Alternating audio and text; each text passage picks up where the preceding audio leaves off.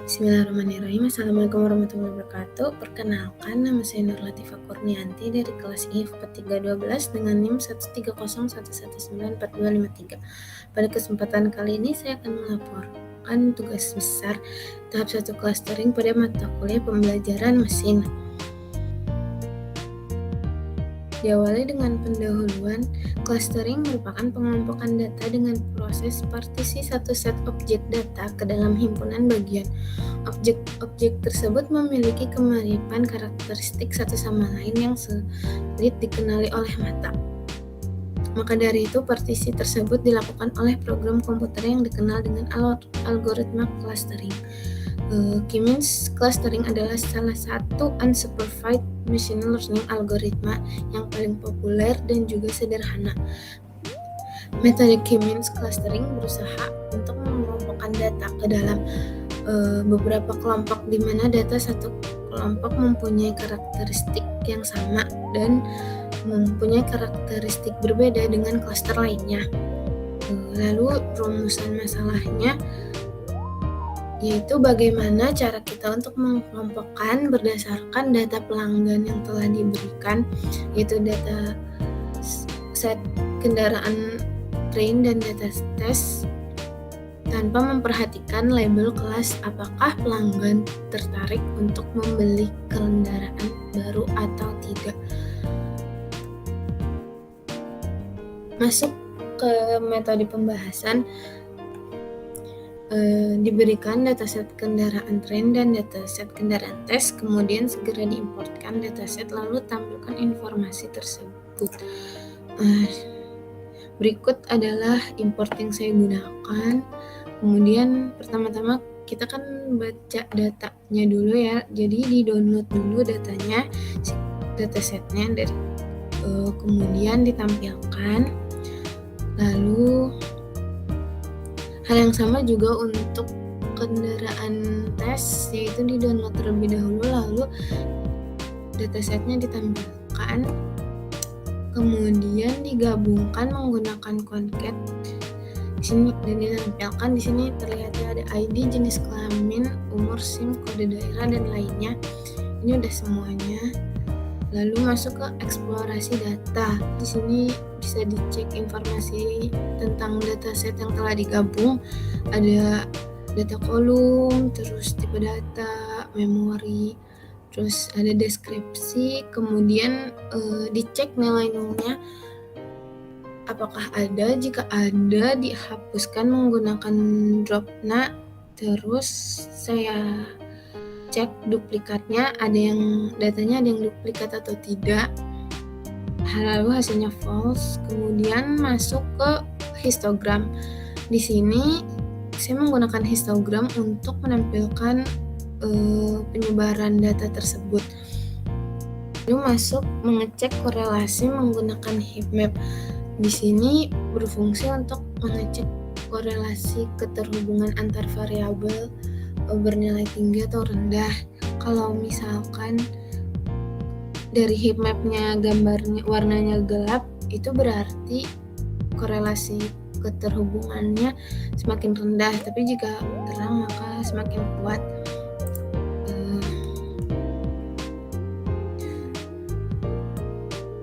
Di sini ada kejelasannya, ketika koefisien menunjukkan 0 yang berarti tidak ada korelasi, jika menunjukkan 1 berarti positif, jika menunjukkan minus 1 yaitu sempurna negatif.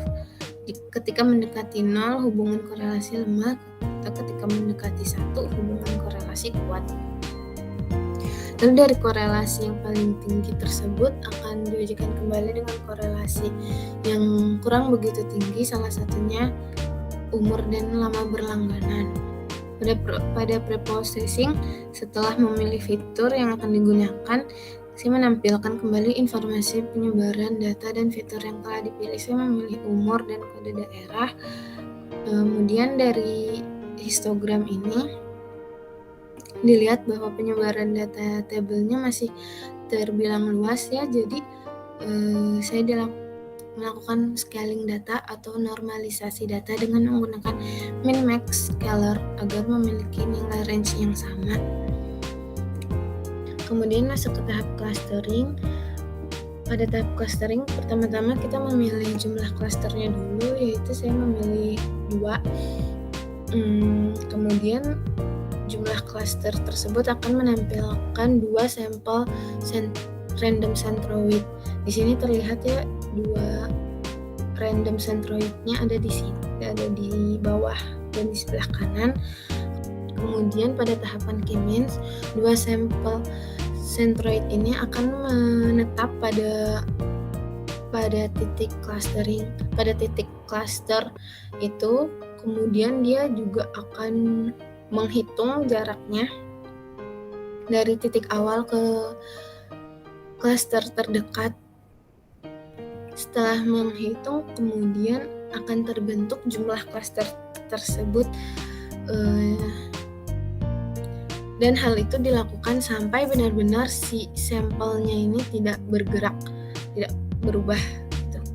Pada tahapan ini dia akan mengeluarkan output yang berarti kalau misalnya sudah 0,0 berarti si tahapan clustering itu sudah selesai atau titik centroidnya sudah ditemukan dan tidak akan berubah. Kemudian saya akan menampilkan si hasil dari clustering tadi. Lalu masuk ke tahapan evaluasi. Pada evaluasi kali ini saya menggunakan elbow method WCSS atau with cluster sum of square, yaitu nilai cluster akan ditentukan dengan membandingkan nilai WCSS dengan jumlah cluster. Dari grafik di atas dapat dilihat bahwa titik penurunan secara linearnya berada di titik 3 ya, yang dimana berarti itu menjadi nilai cluster terbaik. Kemudian masuk ke tahap eksperimen. Selain dengan percobaan sebelumnya, saya juga melakukan percobaan eksperimen, yaitu dengan jumlah klaster sama dengan 3. Sama caranya dengan yang tadi. Lalu dapat dilihat ya, pada eksperimen 1 ini juga memiliki penurunan yang secara linearnya itu pada tahapan 3,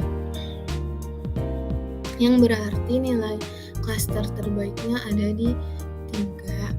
Lalu eksperimen kedua yaitu menggunakan fitur yang berbeda. Saya menggunakan fitur umur dan kanal penjualan dengan jumlah klaster sama dengan 5. Dengan metode yang sama, dilihat dari evaluasi si elbow method ini, untuk penurunan titik secara linearnya juga berada di titik 3, maka nilai klaster pada jumlah klaster sama dengan 5 yaitu 3.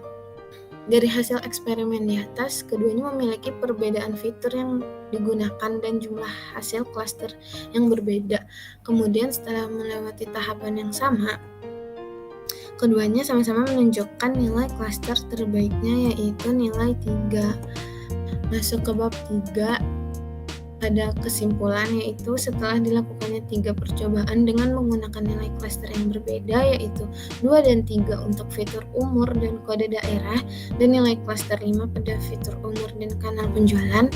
Kemudian berhasil melakukannya clustering, dilakukanlah pengecekan jumlah klaster yang paling efektif dengan menggunakan elbow method dengan nilai intertia dan WCSS.